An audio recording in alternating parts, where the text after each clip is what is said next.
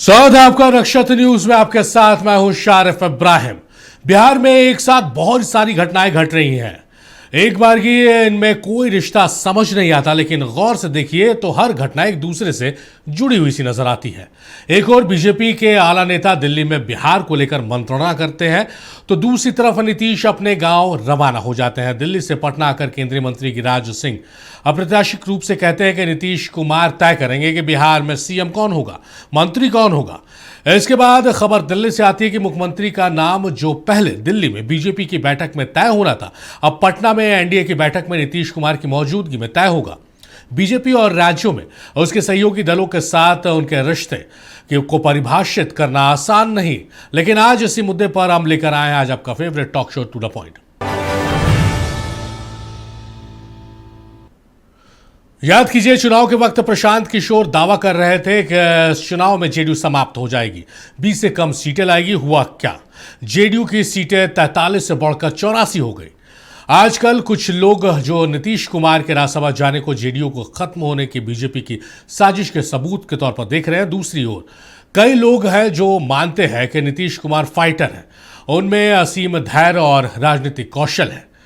ना उन्होंने दबाना आसान है, ना हराना।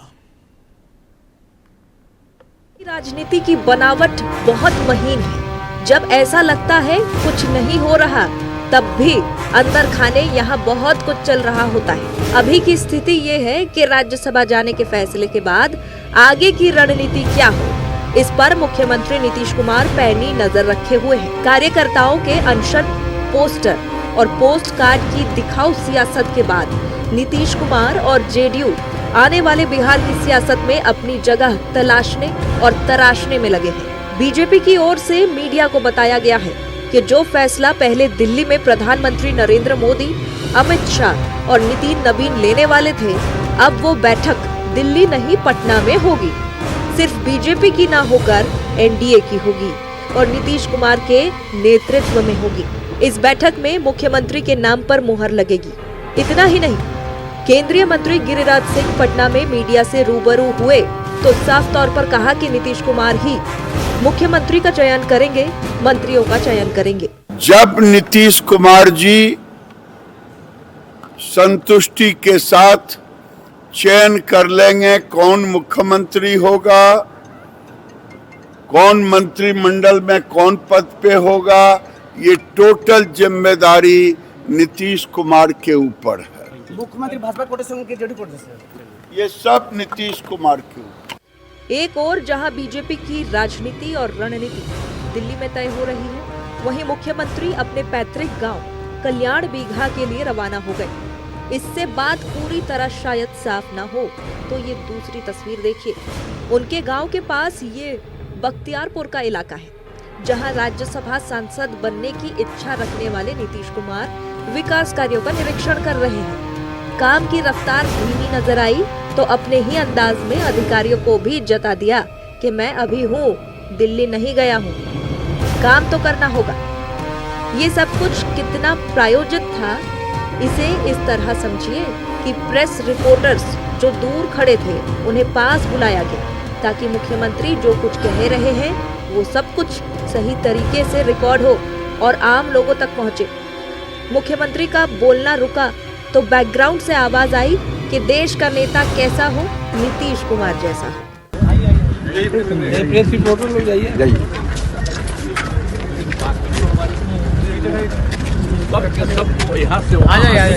सब आपका आशीर्वाद है, आपका कह रहे हैं ना कि हम शुरू से किए, मुझे तो सबसे पहले अब बात से हम कह रहे हैं कि इसको जरा ऊपर वाला चले। जी सर, वो हो गया है जी सर, सब लोगों को सुविधा हो गया, दोनों को उसी से आकर के जब शुरू करवाए तो ये किए, अब बाद में इसको भी करवा दे, फिर हम ऊपर से करेंगे। तो हम बहुत दिन से देख रहे हैं कि एक महीना सर, यही महीना, यही महीना इतना बार कहे सर, बस यही महीना अभी आए तो अच्छा जी सर, बिल्कुल हो जाएगा सर, एक महीना स्पीड से कर देगा, सब कुछ सुविधा हो। देश का नेता कैसा हो, नारे पर गौर कीजिए और उसके निशाने पर। ये वो वक्त है जब जेडीयू और बीजेपी में मंत्रियों की तादाद, उनके विभाग, स्पीकर और गृह मंत्री का पद जैसे कई विवादित मुद्दे हैं। जिनका सुलझना बाकी है। लेकिन नीतीश कुमार एक साथ बीजेपी और जेडीयू को संदेश दे रहे हैं कि मैं हूं ना, सब संभाल लूंगा, सब मेरे नियंत्रण में है। तस्वीरों से साफ है कि निशांत की ट्रेनिंग शुरू हो गई है और उन्हें क्या मिलेगा ये भी जेडीयू के नेता जानते हैं। तो हमेशा हम लोग मिलते जुलते रहते, पहली बार थोड़ी कोई वीडियो, बैठे थे, बातचीत हो रही थी, उनको तैयार किया जा रहा था कि आइए, स्वागत है, युवा इंतजार कर रहा है, बिहार इंतजार कर रहा है।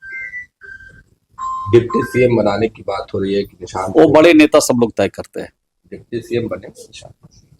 कह रहे हैं कि बड़े नेता मिल बैठ के तय करेंगे, जो जवाबदेही बड़े नेता तय करेंगे, सबको उसका जवाबदेही का निर्वहन करना पड़ेगा। फैसले का सवाल नहीं है, बल्कि कल विधायक दल की बैठक थी, जनता दल ये यू का, और उसमें सारे विधायक, एमएलसी और लोकसभा और राज्यसभा के सदस्य भी मौजूद थे और सारे नेता प्रांत से लेकर देश के जो माने जाते हैं सभी थे। उसमें ये निर्णय लिया कि निशांत कुमार को माने उप मुख्यमंत्री बनाने का निर्णय लिया गया और विधान परिषद के सदस्य का बनाने का भी निर्णय दल ने ले लिया। नीतीश कुमार को राज्यसभा भेजने का फैसला खुद नीतीश कुमार के लिए भी अप्रत्याशित है। ये बताने के लिए उन्होंने एक्स पर कोई पोस्ट नहीं किया, न कहीं बयान दिया। नीतीश पटना से बख्तियारपुर गए और वहां निर्माण कार्य में देरी के नाम पर टीवी के कैमरों के सामने अधिकारियों को फटकार लगा दी। संदेश ये गया कि नीतीश पटना रहें या दिल्ली, होगा वही जो नीतीश चाहेंगे। सवाल है, क्या ये बात बीजेपी को समझ आ गई है? पटना से नक्षत्र न्यूज के लिए मरगूब आलम की रिपोर्ट। निशांत के पॉलिटिकल एंट्री होने और निशांत के सरकार में एक बड़ी भागीदारी निभाने से निश्चित तौर पर कहा जा सकता है कि पार्टी में अब संतोष है। अपने से वीडियो शाहिद के साथ मरगूब आलम, नक्षत्र न्यूज, पटना। तो हाल के दिनों में बिहार की सियासत में जो बदलाव हुए हैं उससे दो चीजें अब देखने को मिल रही है। एक तो निशांत कुमार जो नीतीश कुमार के पुत्र हैं, उनकी सक्रियता बढ़ रही है जेडीयू में, वो बैठकों में जा रहे हैं, आज जिला अध्यक्षों के साथ बैठक की है, रायशुमारी की है, नेताओं से मिल रहे हैं और लगातार चीज़ों को समझने की कोशिश कर रहे हैं और रूट चार्ट ड्रॉ करने का भी प्रयास किया जा रहा है। दूसरी तरफ आज नीतीश कुमार जैसे अपने गांव पहुंचे और वहां पर उन्होंने अधिकारियों से काम में लापरवाही बरतने के लिए जो कहा, मीडिया को दूर थी, मीडिया को पास बुलाया गया, मीडिया के सामने कि नीतीश कुमार या पूरा वो सिस्टम चाहता था कि नीतीश कुमार जो कह रहे हैं उस चीज़ों को रिकॉर्ड किया जाए और फिर वहां पर एक नारा लगता है, नारा होता है देश का नेता कैसा हो। बहुत सारी चीज़ें हैं समझने के लिए, राजनीति में कोई ज़रूरी नहीं है कि बहुत सारी चीज़ें बोल के बताई जाए, इशारों को समझने की आवश्यकता होती है। बहरहाल इसी मसले पर हम चर्चा करेंगे, मेहमान हमारे साथ जुड़ेंगे। फिलहाल हमारे साथ एक ही मेहमान जुड़े हैं, धीरे धीरे दूसरे मेहमान, तीसरे मेहमान और मेहमान जुड़ेंगे। हमारे साथ डॉक्टर अनुज कुमार तरुण है, प्रवक्ता है राजद के। बहुत स्वागत है डॉक्टर साहब आपका। डॉक्टर साहब, किस रूप में देख रहे हैं भाई, बिहार की सियासत इशारे कम कर रही है, जबान से कम कह रही है और इशारे ज्यादा कर रही है। निशांत कुमार एक्टिव मोड पर आ चुके हैं, लगातार बैठकों का दौर चल रहा है। नीतीश कुमार अपने गृह जिला जाते हैं, वहां पर मीडिया को पास बुलाकर मैसेज देने की कोशिश की जाती है, फिर एक नारा बुलंद किया जाता है, देश का नेता कैसा हो। और नीतीश कुमार लगातार ये कह रहे हैं कि तय तो सब कुछ हम ही कह रहे हैं। गिरिराज सिंह ने भी ये बात कह दी। किस रूप में देख रहे हैं इन तमाम डेवलपमेंट्स को?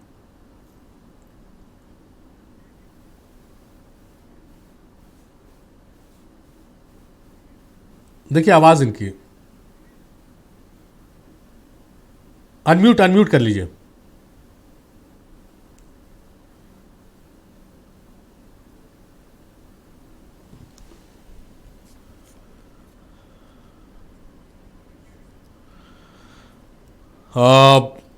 डॉक्टर अनुज कुमार तरुण का रुख करते हैं। हमारे साथ जेडीयू के नेता भी जुड़ गए हैं, कुणाल किशोर साहब। अगर कुणाल किशोर साहब हमारे साथ जुड़े हैं, जेडीयू से जुड़े हैं, कुणाल किशोर प्रवक्ता हैं जेडीयू के। कुणाल साहब, बहुत स्वागत है आपका।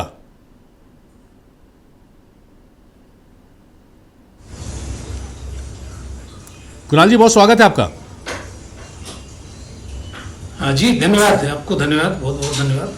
चलिए कुणाल जी, जो सवाल था कि बिहार की सियासत से खास करके जेडीयू की तरफ से बहुत सारे ऐसे इशारे आ रहे हैं जो शब्दों पर भारी पड़ जा रहे हैं। निशांत कुमार सक्रिय हो गए हैं जेडीयू में। दूसरी तरफ नीतीश कुमार और गिरिराज सिंह ने कहा कि भाई सब चीज़ पर नीतीश कुमार का ही की नज़र रहेगी, वो सूरत हाल और बिहार की पॉलिटिक्स को देखते रहेंगे। फिर अपने गांव जाते हैं, वहां पर अधिकारियों को काम में तेज़ी लाने के लिए वो निर्देश देते हैं, मीडिया को पास बुलाया जाता है, एक नारा बुलंद होता है, देश का नेता कैसा हो। किस रूप में इन तमाम चीज़ों को देख रहे हैं आप, क्योंकि इसमें कहा कुछ नहीं जा रहा पर संदेश बहुत कुछ दिया जा रहा है। इब्राहिम जी, देखिए सबसे बड़ी बात है माननीय नीतीश कुमार जी का एक लंबा कार्यकाल रहा है। लगातार 55 साल से वो सार्वजनिक जीवन में आवाज इको कर रहा है। आवाज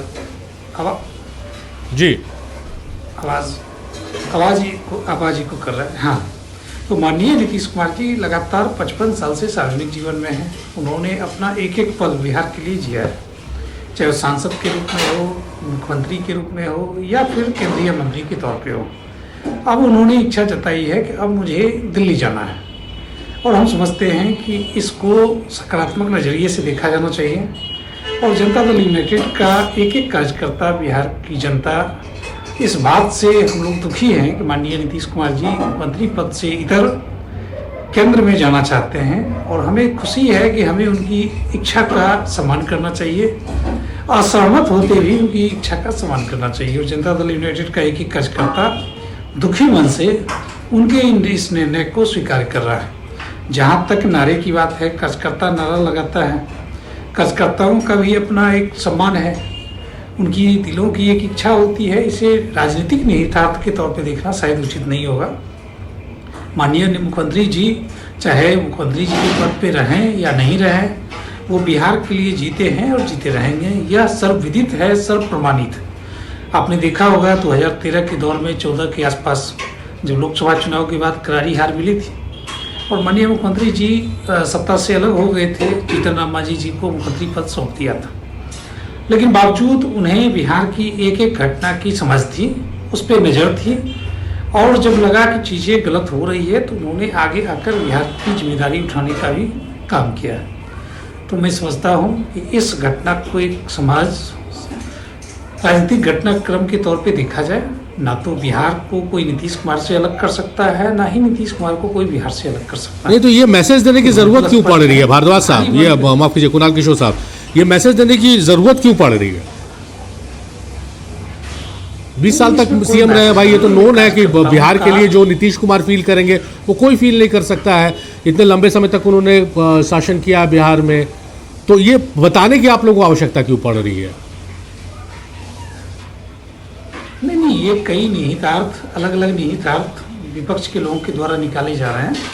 यह सिर्फ उन चीज़ों का जवाब है कि माननीय नीतीश कुमार जी, जिन्होंने अपने जीवन का एक एक पल बिहार की बेहतरी के लिए दिया है, उनके सम्मान, उनकी इच्छाओं का सम्मान करना हम सभी राजनीतिक व्यक्तियों का और बिहार के नागरिकों का काम है, और हम लोग भारी मन के साथ उस निर्णय का सम्मान करते हैं। बाकी नीतीश कुमार जी का जब तक जीवन है उन्हें बिहार से अलग नहीं किया सकता है, और उनका एक एक पल बिहार की बेहतरी के लिए आगे भी चलता रहेगा, बीतता रहेगा, ऐसी कामना हम सभी की है, और हम समझते हैं कि यही होने जा रहा है। जी चलिए, बीजेपी प्रवक्ता कुमकुम भारद्वाज जी हमारे साथ जुड़ रही हैं।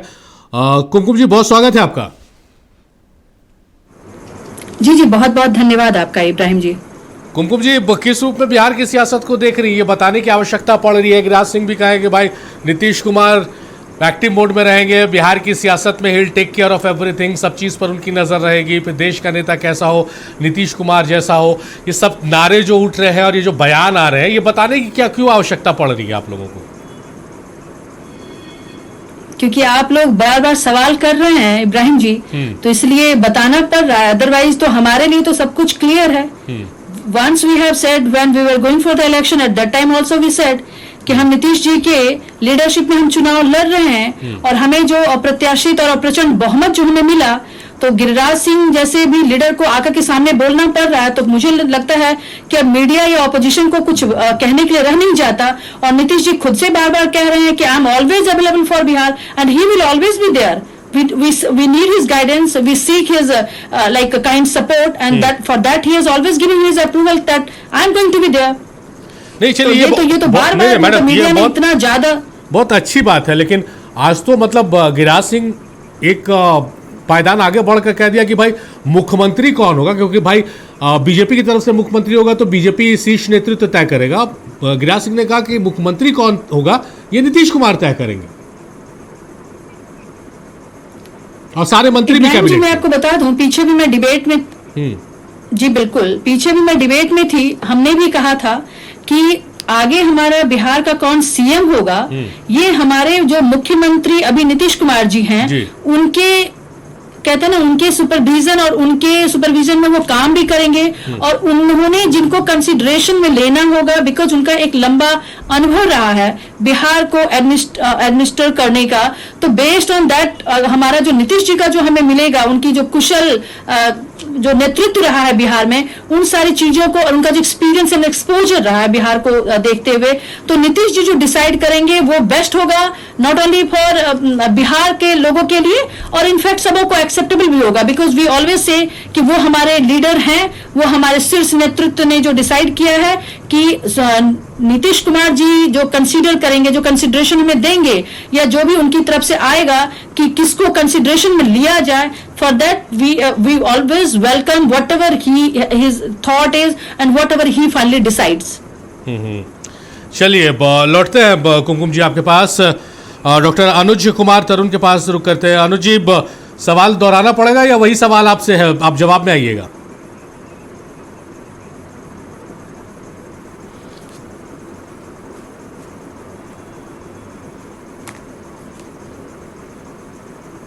शायद म्यूट है क्या आपका, आपकी आवाज नहीं आ रही है अनु साहब।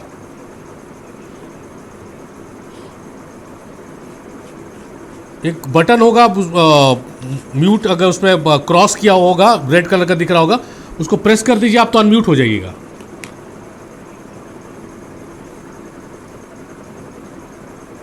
चलिए, नई आवाज आ पा रही है। कुणाल किशोर साहब का रुख करते हैं। कुणाल किशोर साहब, एक चीज़ मुझे समझाइए, हालांकि ये कहा जाता है कि मछली के बच्चे को तैरना नहीं सिखाया जाता है, वो निशांत कुमार नीतीश कुमार के बेटे हैं और नीतीश कुमार में क्या काबिलियत है ये बताने की ज़रूरत नहीं। 20 सालों तक बिहार में उनका शासनकाल रहा और बहुत अच्छे से सरकार उन्होंने चलाई, ये कहने में मुझे कोई परहेज गुरेज नहीं है।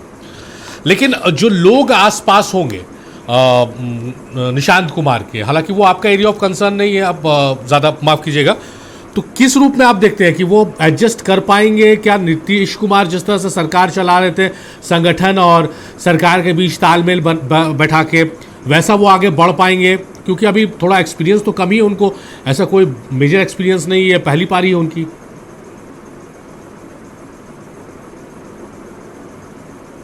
डिस्कशन के लिए मैं समझता हूँ कि निशांत कुमार जी एक बेहद पढ़े लिखे, सज्जन और सुशील सुपुत्र हैं। 20 वर्षों के दरमियान उन्होंने कभी इस बात का एहसास होने नहीं दिया राज्य की जनता को कि वो मुख्यमंत्री के बेटे हैं। एक सामान्य जीवन जीने का काम किया है उन्होंने और आज भी वो एक समान आचार और व्यवहार के साथ अपने आप को पेश करते आ रहे हैं। मैं समझता हूँ उनका एंट्री एक सामान्य कार्यकर्ता के तौर पर जनता दल यूनाइटेड में हो रहा है। हाँ, ये अलग बात है कि माननीय मुख्यमंत्री जी के सुपुत्र हैं, इस नाते कार्यकर्ताओं का, हजारों लाखों कार्यकर्ताओं का एक अलग आशा उनसे जुड़ा हुआ है, उम्मीद जुड़ी हुई है। तो मैं समझता हूँ कि नीतीश कुमार जी के सुपुत्र होने के नाते, पिताजी के मिले हुए संस्कार होने के नाते और जिस प्रकार से 20 वर्षों से उन्होंने शासन और सत्ता या सेवा को नज़दीक से देखा है, इन सभी चीज़ों को देखते हुए मुझे नहीं लगता है उन्हें सीखने और सिखाने की जरूरत है।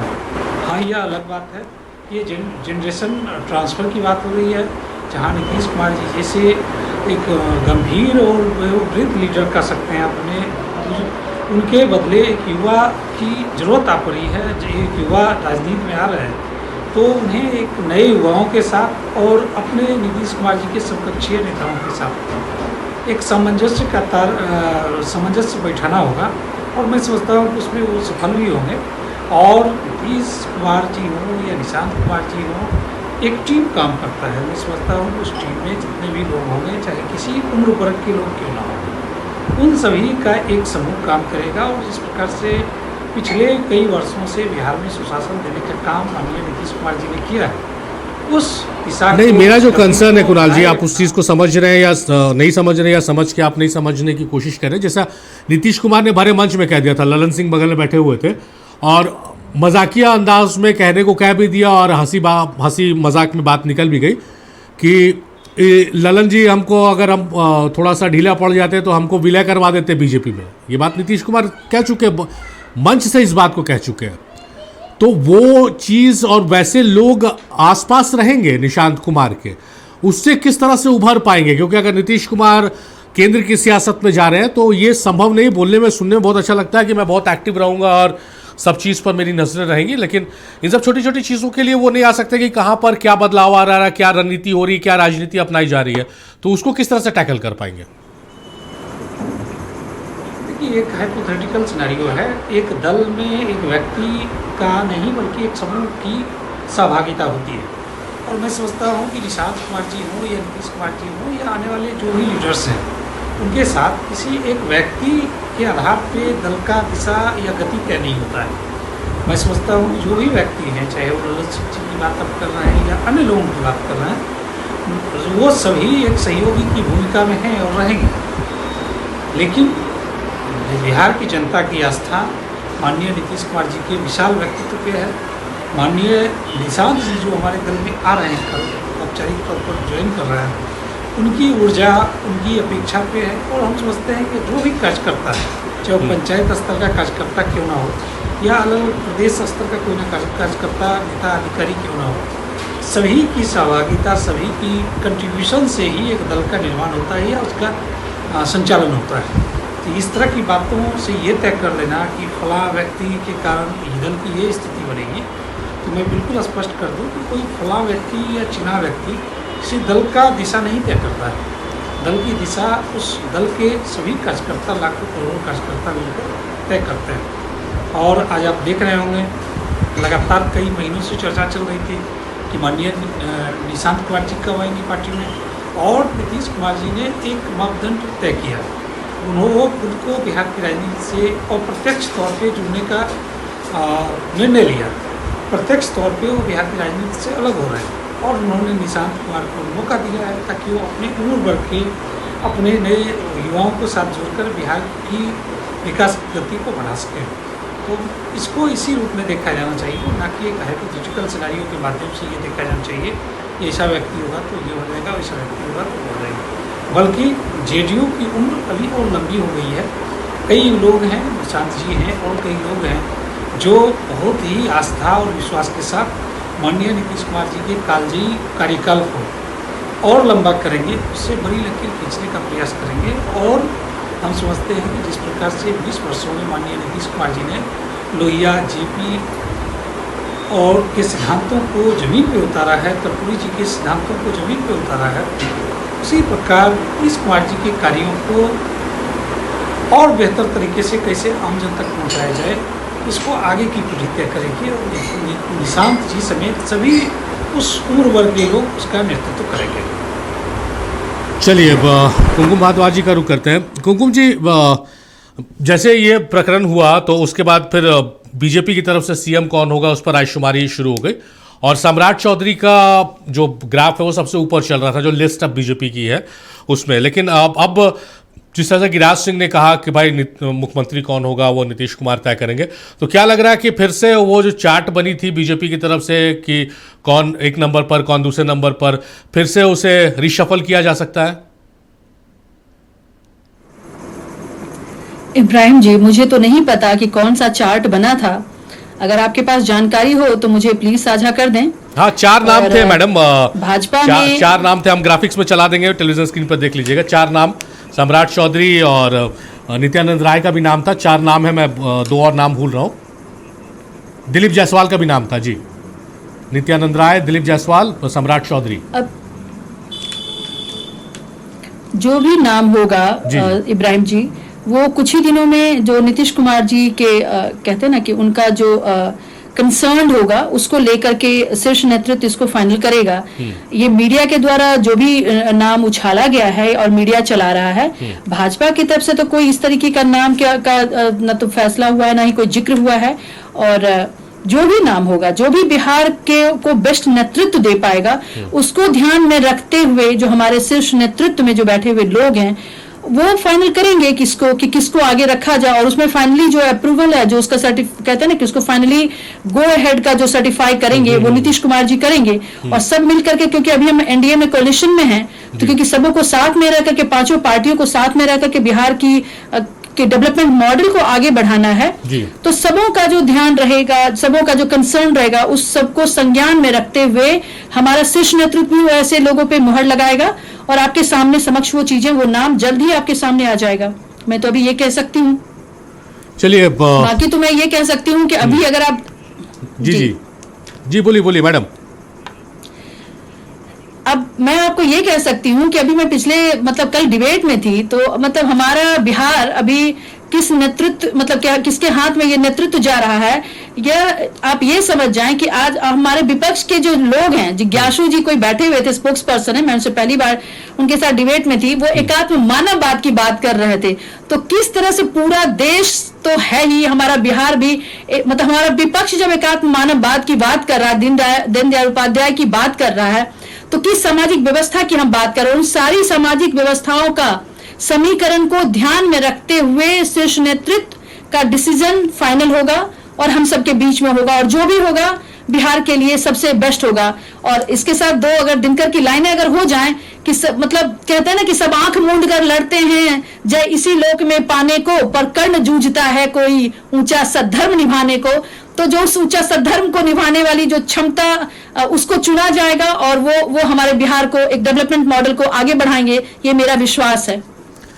चलिए, तो कुमकुम मैडम का कहना है कि थोड़ा इंतजार कीजिए, चीजें खुलकर सबके सामने आ जाएंगी कि आखिर किसके नेतृत्व में बिहार आगे बढ़ेगा।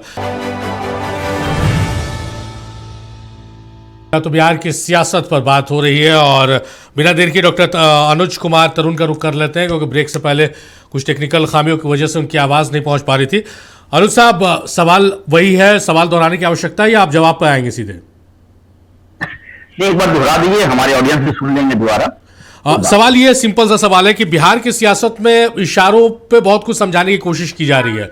गिरिराज सिंह का जो बयान आया कि मुख्यमंत्री कौन होगा तय करेंगे नीतीश कुमार अपने गांव पहुंचते हैं, वहां अधिकारियों को जो दिशा निर्देश देते हैं उसके अधिक नारा बुलंद किया जाता है कि देश का नेता कैसा हो, नीतीश कुमार जैसा हो। तो ये बताने की आवश्यकता क्यों पड़ रही है? और यहाँ आप टीवी डिबेट में भी कुणाल किशोर और कुमकुम भारद्वाज जी हैं, मैडम हमारी बीजेपी से है, वो लगातार ये कह रही है कि भाई नीतीश कुमार एक्टिव मोड पर रहेंगे और बिहार की सियासत में भी वो दिशा निर्देश देते रहेंगे।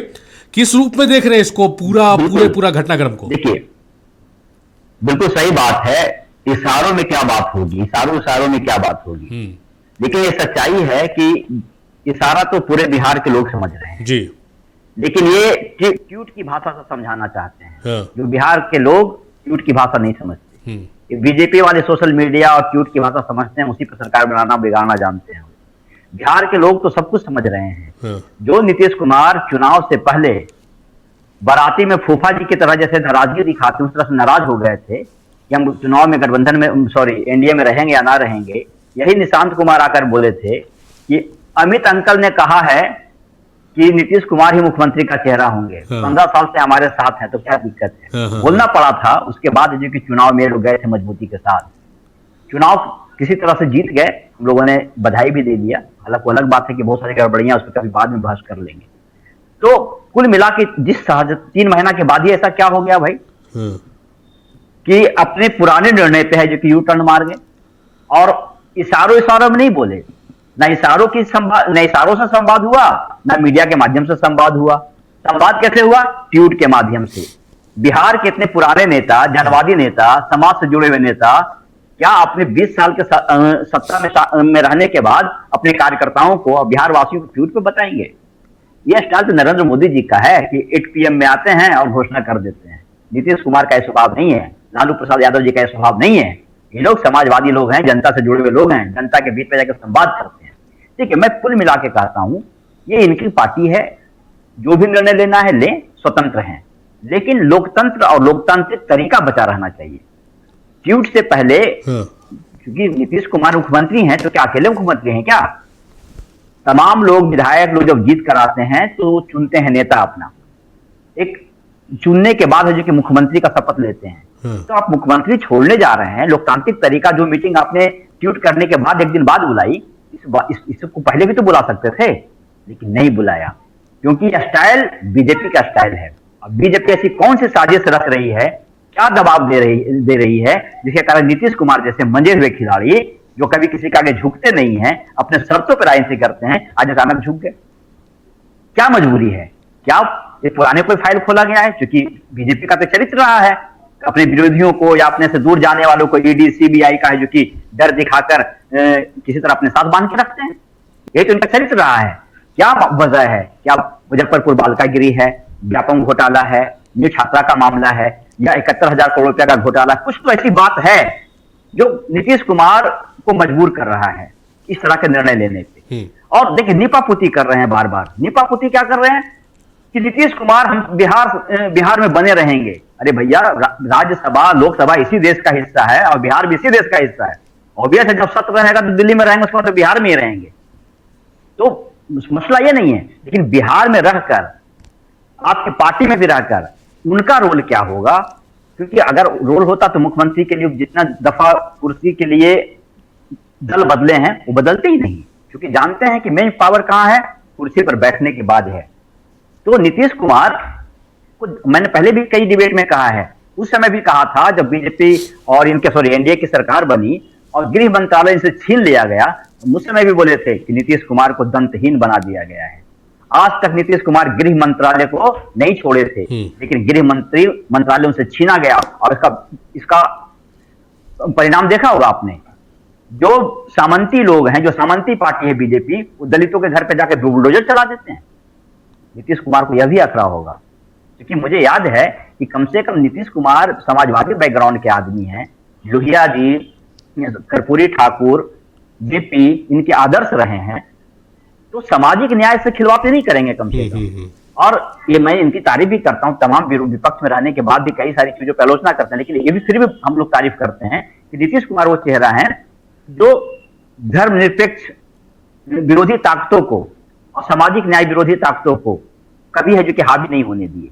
अब सवाल यही है, कल परसों से जो विरोध हो रहा है, मैं नहीं कर रहा, इनके कार्यकर्ता जो विरोध कर रहे हैं उनका स्टेटमेंट सुनिए ना, वो क्या कर रहे हैं कि बिहार में ईबीसी वोटरों की संख्या ज्यादा है और ईबीसी वोटरों के दम पर यह सरकार बनी है और उसका नेतृत्व कौन कर रहे हैं? नीतीश कुमार कर रहे हैं। और नीतीश कुमार को आप दूध में मक्खी की तरफ फेंकना चाह रहे हैं आप। उन वोटरों का क्या होगा जो सामाजिक न्याय के नाम पे जो कि आपको वोट किए हैं, और क्या है उनका वोट लेकर एक सामंती जो एससी एसटी ओबीसी विरोधी पार्टी है बीजेपी, वो सत्ता में आना चाहती है।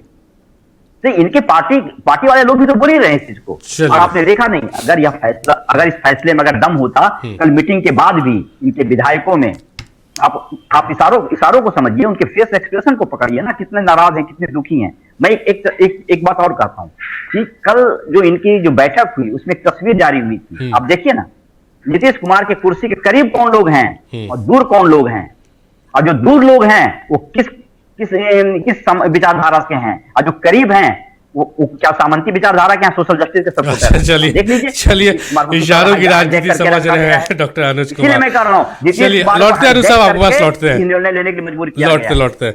चंद्रभूषण साहब हमारे साथ जुड़ गए हैं, कांग्रेस के प्रवक्ता है। बहुत स्वागत है चंद्रभूषण साहब आपका। नमस्ते। अरे चंद्रभूषण साहब, इतनी सियासी हलचल बिहार में चल रही है, मैं 3 दिन से शो कर रहा हूँ इस मुद्दे पर, आपको ढूंढ रहा हूँ, आप है ही नहीं है। मैं तो शिद्दत साहब को ढूंढ रहा था क्योंकि आपसे बहुत चीज समझनी है मुझे।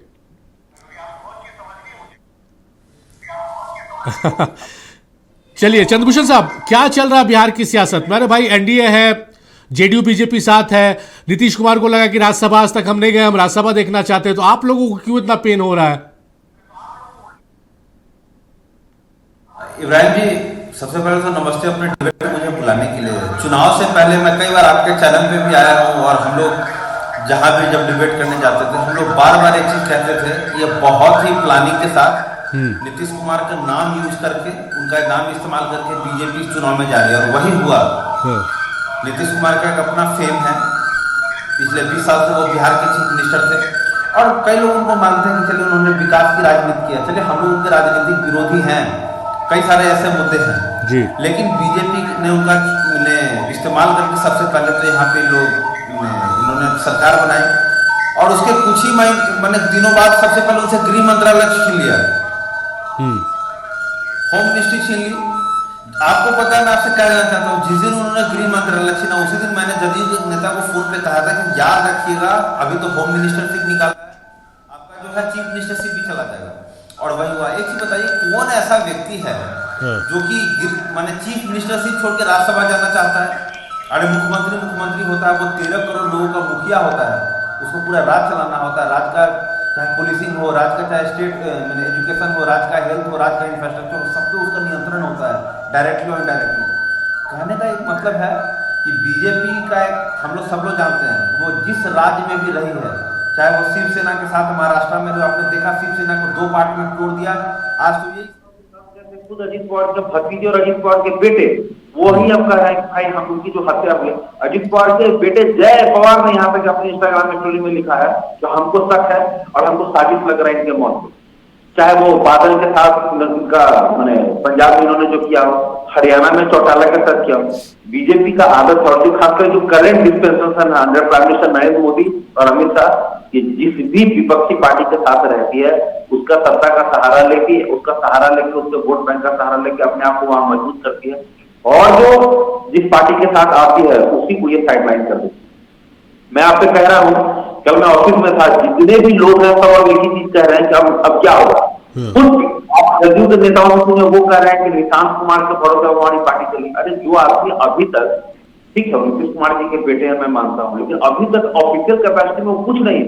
उनका 8 तारीख को पार्टी में ज्वाइनिंग होगा, अब उन्हीं के भरोसे जो है मैंने अब पूरा पार्टी चलेगा। ये बिहार के साथ, जनता के साथ छलावा है। अगर आपको अपना चीफ मिनिस्टर बनाना था, चुनाव से पहले अनाउंस कर देते, लेकिन आपकी इतनी हिम्मत नहीं थी ये करके कि बीजेपी का मुख्यमंत्री के नाम लेकर जो ये लोग इसमें जाए, हमारे चुनाव में जाए, नीतीश कुमार का फेस का इस्तेमाल करके, नीतीश कुमार का क्रेडिबिलिटी का इस्तेमाल करके, और जो वोट चोरी जहां जहां लोग गर्व कर सका, ये लोग इतना बड़ा मैंडेट ले आया और आज वही नीतीश कुमार को अपदस्थ करके बीजेपी ने वहां की सत्ता हत्या की।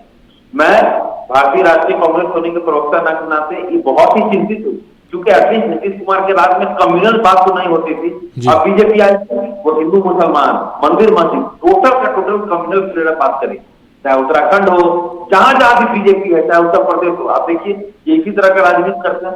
बिहार में भी जो धार्मिक सद्भाव बचा है, जो गंगा जमुनी साथी बची है, वो भी अब बर्बाद हो जाएगी बीजेपी के साथ। चलिए चंद्रभूषण साहब, ये तो भविष्य के गर्भ में छुपा हुआ कि आखिर बिहार की सियासत किस ओर रुख लेगी।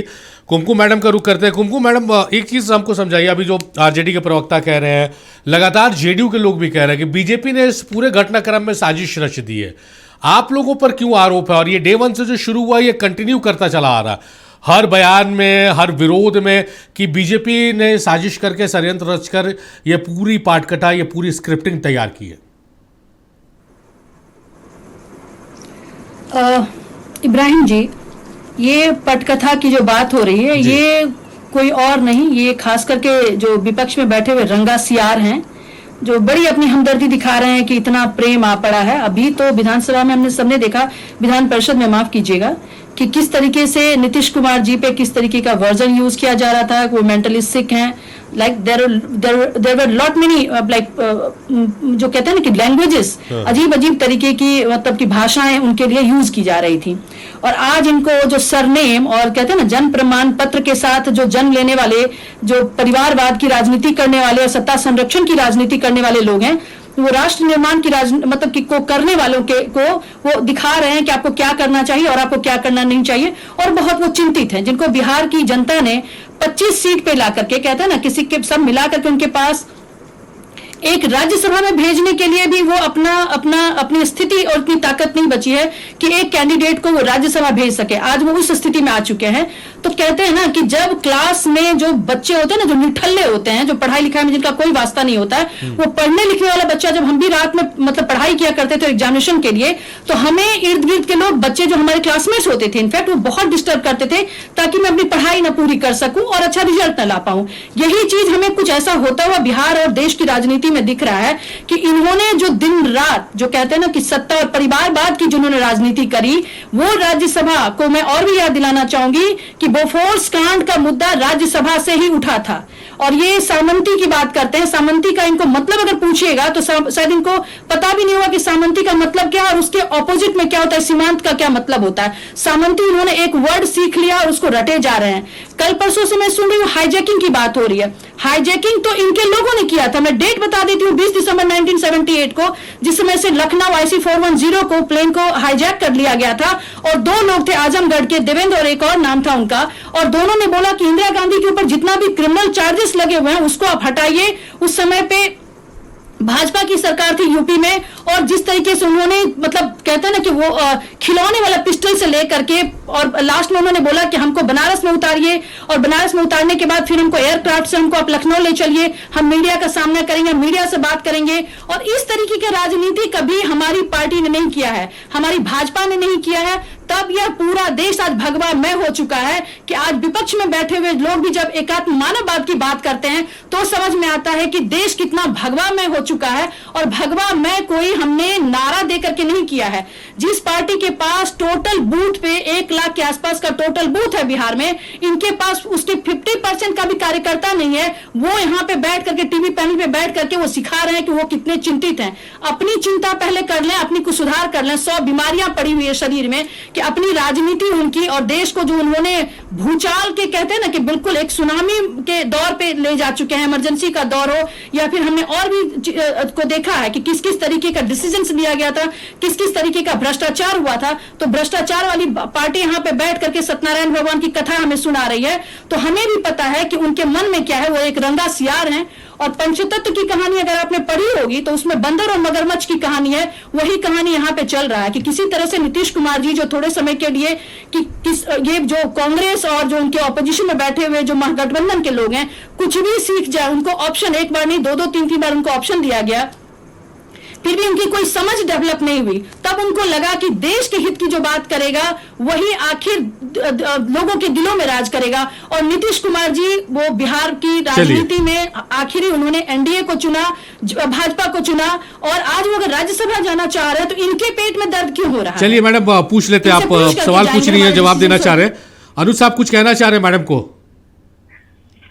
इब्राहिम जी, मुझे नहीं पता मैडम कहां तक पढ़ी हैं, लेकिन अगर सामंतवाद की परिभाषा अगर जाननी है तो हमारे क्लास में आ जाए। मैं दिल्ली में मगध विश्वविद्यालय में पढ़ाता हूँ, हमारे क्लास में है, मैं अच्छा से पढ़ा दूंगा मैं।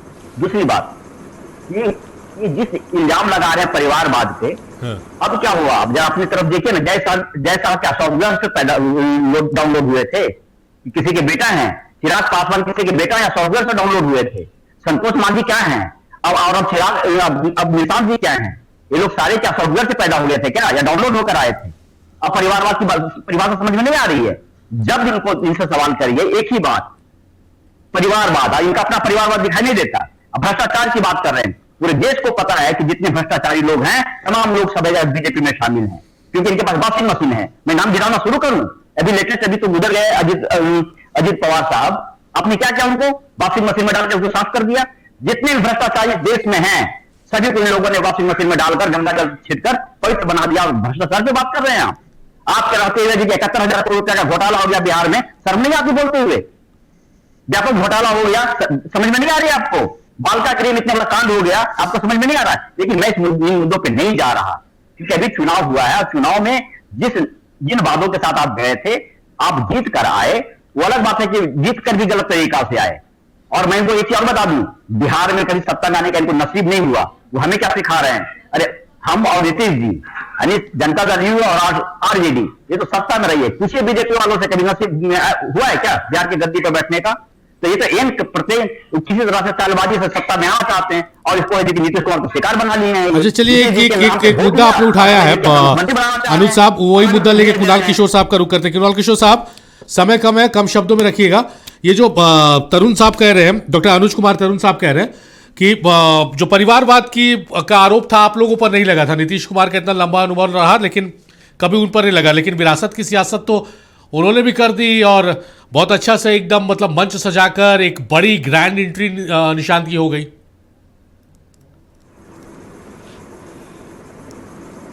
हुई है जब नीतीश कुमार जी अपने आप को बिहार की राजनीति से अलग कर चुके हैं। निशांत कुमार जी की एंट्री कब हो रही है?